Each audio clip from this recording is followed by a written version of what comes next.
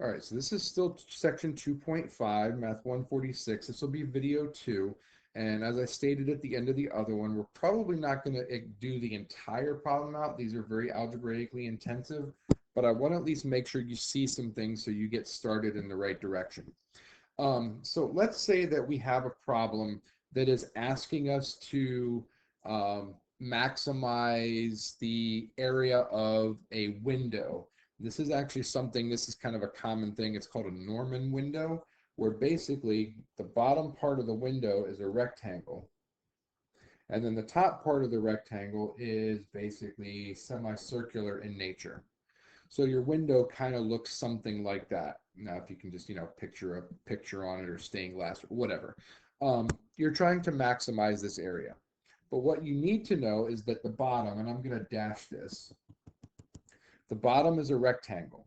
So you've basically got some kind of a width, some kind of a length, and the top part of this is a semicircle or half of a circle. So if you're given information, because you have to be given information one way or the other about the perimeter, you would need to know how to find that perimeter in some form. Well, the perimeter, of course, is going to be, now if you're just talking about what's in black there, not the dashed green part, your perimeter is going to be, well, you've got two lengths, one on either side. You've got a width. So it's not two widths plus two lengths because the one that's dashed doesn't count. But then you have this top piece. You got this right here, which is basically the perimeter or the outside of half of a circle. And of course, the perimeter of a circle is also known as the circumference. And we should know that the circumference of a circle is 2 times pi times the radius. That's one of those formulas that you should definitely know at this point. So we do have to add half of that because that circumference is for a full circle. So half of that, of course, is going to be only pi. Write that pi so it looks like pi. Pi times the radius. Of course, the problem here is that I've got 3 different variables going on. I've got a length, I've got a width, and I've got an r. Again, think about it. If we're trying to maximize the area, well, you basically have this area here, which is the area of a rectangle, which we know to be length times width, width times length, whatever. And then you have this area up here, which is now the area of half of a circle. And you should know that the area of a circle is pi r squared. So this stuff right here is for a circle. So if I want half of that area, I need to add 1/2 of pi r squared. So once again, I am trying to maximize this area. I've got 3 variables. I've got W, L, and I've got R. Okay, that is not going to help. But we can get this down to the place where it's only going to necessarily have 1 variable if possible. So what we need to do is we need to come up with an expression for R, for the radius.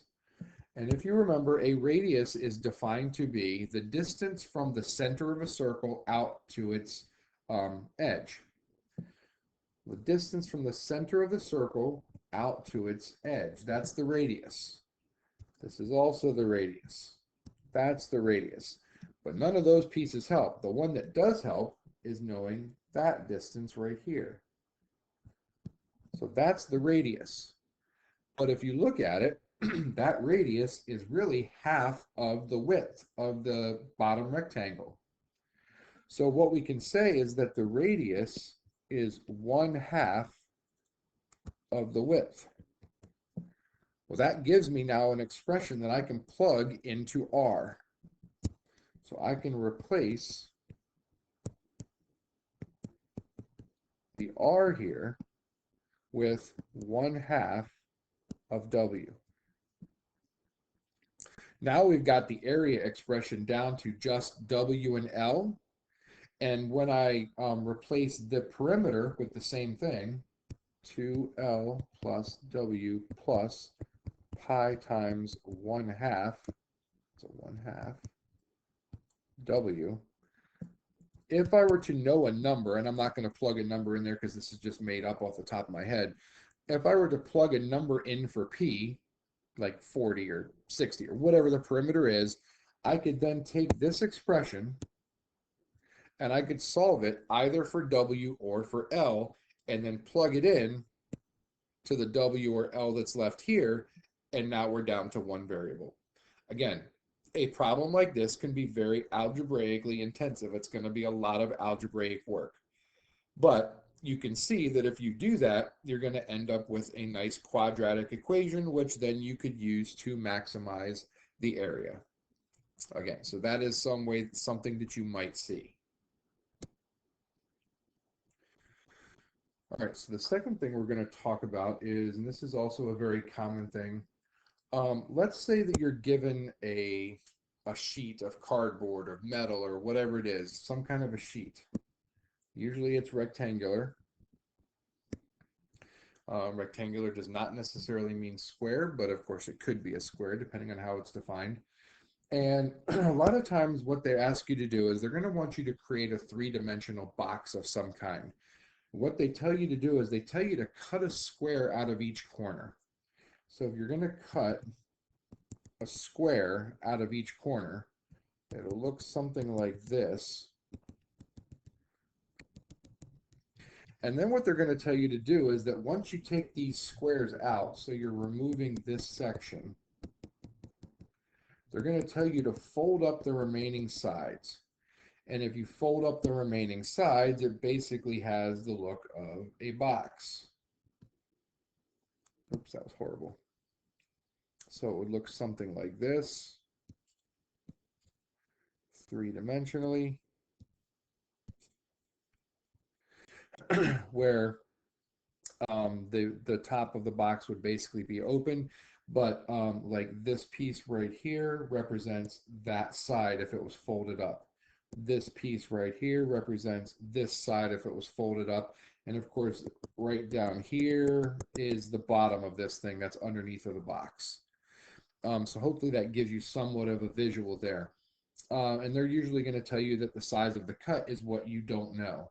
So usually they will say, oh, well, let's represent the size of that cut by saying that the cut here is X. And if it's a square, of course, then that cut is also X.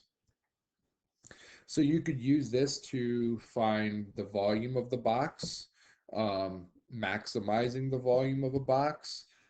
Maybe you want to maximize or look at what could be like the front area of this box. So just like this front piece, what that would be. So the biggest thing that you have to know is how to write the equation. Well, obviously the volume of a three-dimensional box is length times width times height.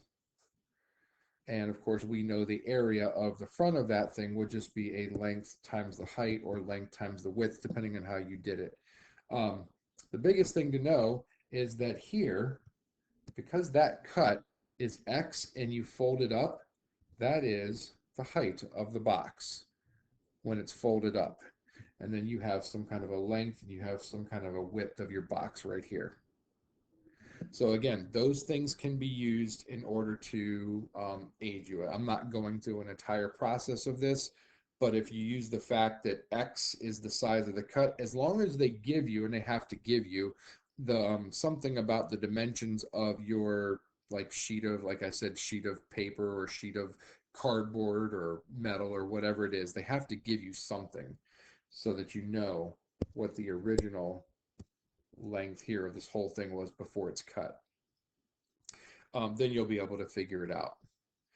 And then there's probably one more that I want to talk about. And that is, a lot of times they will ask you to max or minimize a distance. So there's a couple things you're going to need to know there. So let's just say, for example, this is not going to necessarily be the example that you will be given, but let's say that you've got some kind of a quadratic. That was horrible. Some kind of a quadratic. And along the y-axis, you have a point. Whatever that point is, they're going to give that to you.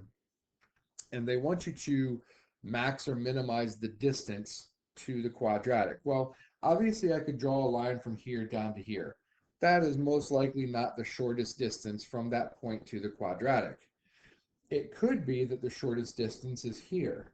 It also could be that the shortest distance is here, or here, or here. You have to figure out where that actual shortest distance is. So the couple of things that you're going to need to know is you need to know the distance formula. And the distance formula is derived from the Pythagorean theorem, and it is basically x minus x1 squared plus y minus y1 squared. All of that is added together underneath of the square root. So if you think about squaring both sides, you would get d squared equals x minus x1 squared plus y minus y1 squared. Well, x minus x1 and y minus y1 is just some kind of a vertical and horizontal change of a distance, where that d squared would basically be the diagonal. It all comes from Pythagorean theorem. So the x1 and the y1 are your given point, and then x and y are the generic point someplace. So that would have to be given to you somehow, your x1, y1. Again, that would typically be the given point someplace. And then you're also going to be given the equation of the quadratic, whatever that looks like. But the distance formula will allow you to have something, the quadratic will allow you to have something to plug into your distance formula so that you're not dealing with both x's and y's, and you can deal with just y's, or just x's, whichever one you decide to go for. So those are the three things that I think that are the biggest keys. Again, when you are going through the problems, if you need help, please do the view an example problem. That should help a little bit as far as how this stuff works. If it doesn't walk you through the steps of it, at least it'll give you some answers. And again, if there's anything that you guys need, a little extra help on this stuff, you can always schedule an appointment or go to the virtual tutoring center. But that's going to finish up our second video, and good luck on this section.